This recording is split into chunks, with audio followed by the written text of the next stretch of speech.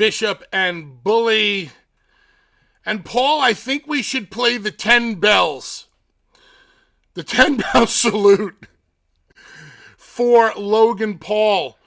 Because John Cena absolutely, positively, unequivocally, verbally eviscerated Logan Paul as only John Cena can. Old school John Cena vibes on that one. Loved the line about hustle, loyalty, and respect, because there's no doubt that Logan Paul's got that hustle. Loyalty and respect? Not so sure, says John Cena. Bishop, your thoughts on Paul and Cena? Yeah, that was a murder. John murdered him in so many ways. I mean, he shit on the prime drink, dumped the table. Loved that.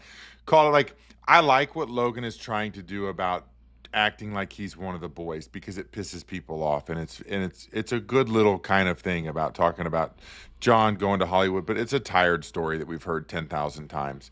It doesn't resonate like it used to when John would say it to The Rock, like, you're a Hollywood sellout. It's kind of just, and it's been told with John before. Roman did it to John, like we've heard that before. And then Logan's usually pretty good on the mic, but I didn't like how he took a lot of shortcuts in the beginning of the promo with, like, shitting on the town. It's good to be back in England, and they're in Scotland, and then, like, getting those things that are going to get boos. They're just kind of shortcuts. Like, if you're going with Cena, it needs to be original, and it needs to be really, really good. Get your shots in, because they are going to come back. I liked the structure of the promo where Logan went first. Also, he was angry the whole time. Like, he didn't get the, like, why John is one of the best is John can go from, like, super calm, sarcastic, funny to very serious in one sentence. And he doesn't have to yell. He has that emotion in the way he's saying it and the way he pops his words. The passion in his voice. Oh God, yes. There's no one better, in my opinion. He's the greatest ever with a microphone, because he can do what you put on paper, or he can do it with his words. He can do it either way and convey the same emotions, which is so hard to do sometimes. I don't know if Logan knew everything John was going to say, because John is very good about just, hey, these are my bullet points. You say your shit, then I'm going. And he might have not told Logan anything that he was going to say. But I liked how it was like Logan went first, then John. There was no real back and forth.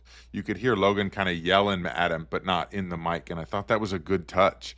But yeah, dude, John, I mean, saying you've been here 4 years, it's like you had 23 matches. He called him out on the number of matches. And he's like, I have that in years here. I was in this building with Sheamus, non-televised. Like, Logan's never done a live event. He hasn't done PLE. And dude, just from hearing that line, I would bet $1 that John Cena did not tell Logan Paul he was hitting him with the 23 line. That's just a money shot that we don't need to discuss that. I'm not going to hurt your feelings if I say that. And if I do hurt your feelings, fuck you. You ain't been around long enough for you to have feelings in this business. Listen, John will have no mercy on the microphone. And John, because John, again, is a guy, he talks about wanting to give back to the business, and he does. He, like, truly loves this and wants people to be successful. But he's not going to hand it to you. We watched him murder Roman on live television, from the drug test pop to the lack of promo skills. I mean, he cut Roman's seeds off in that promo. And he's going, if you can come back from that and prove me wrong, I will help you to take the keys to the kingdom. And I think that's kind of what last night was for Logan, was like, maybe John didn't tell him anything. In my brain, John didn't tell him anything. When you're done, I'll start talking. And then I'll put the button on it and we're out. And he wants Logan's real reactions in the moment. But it was a test too, man. It was a test to see if he could hang. It was a test to see what Logan was going to bring to the table promo-wise. I mean, did it to Theory. If you're not going to bring original content in your A game, he's going to murder you. And I like the fact that they had to resort to the sucker punch to end the night, because that tells me that Logan knew in his heart he didn't have anything in return. He couldn't come back verbally.